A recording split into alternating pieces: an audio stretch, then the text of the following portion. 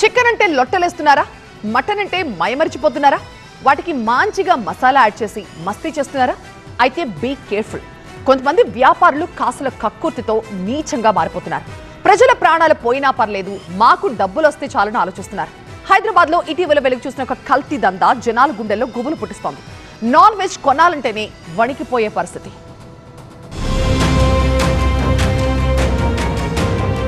హైదరాబాద్ లో రోజు రోజుకు కల్తీ దందా పెరిగిపోతోంది. ధనార్జనే లక్ష్యంగా కొందరు దారుణమైన దందాకు తెరలేపుతూ ప్రజల ప్రాణాలతో చెలగాటమాడుతున్నారు. ప్రజల ఆరోగ్యాన్ని పణంగా పెడుతూ నిల్వ ఉంచిన కుళ్ళిన చికెన్ ను విక్రయిస్తున్న ముషీరాబాద్ లోని ఒక చికెన్ సెంటర్ పై వారాసిగూడ పోలీసులు దాడి చేసి నిందితుడిని అదుపులోకి తీసుకున్నారు. ముషీరాబాద్ బాపూజీ నగర్ లోని A1 ఫ్రెష్ చికెన్ మార్ట్ యజమాని షేక్ షకీల్ అపరిశుభ్రమైన వాతావరణంలో నిల్వ ఉంచిన ఫ్రోజన్ చికెన్ ను విక్రయిస్తున్నాడు. దీనిపై సమాచారం అందుకున్న పోలీసులు సెంటర్ పై ఆకస్మిక దాడి నిర్వహించారు. తనిఖీ సమయంలో 610 కిలోల కుళ్లిపోయిన చికెన్ ను స్వాధీనం చేసుకున్నారు.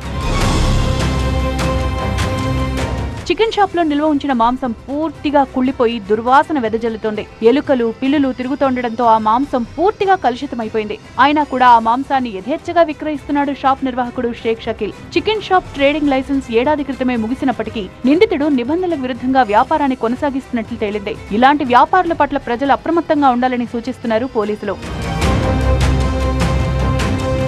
కుళ్లిపోయిన కాలం చెల్లిన మేక గొర్రె మాంసాన్ని సేకరించి విక్రయిస్తున్న ఓ ముఠా గుట్టు రట్టు చేశారు టాస్క్ ఫోర్స్ పోలీసులు. ఈ వ్యవహారంలో మహమ్మద్ అనే వ్యాపారిని అరెస్టు చేశారు. మంగళహాట్ పోలీస్ స్టేషన్ పరిధిలోని చిస్టీ చమాన్ లో ఉన్న A to Z mutton shop పై ఇటీవల GHMC ఫుడ్ సేఫ్టీ అధికారులతో కలిసి దాడులు నిర్వహించారు పోలీసులు. ఈ దాడులో సుమారు 300 కిలోల కుళ్లిన మేక గొర్రెల భాగాలతో పాటు లివర్, బోటి, కాళ్లు, తలకాయ అవశేషాలను స్వాధీనం చేసుకున్నారు.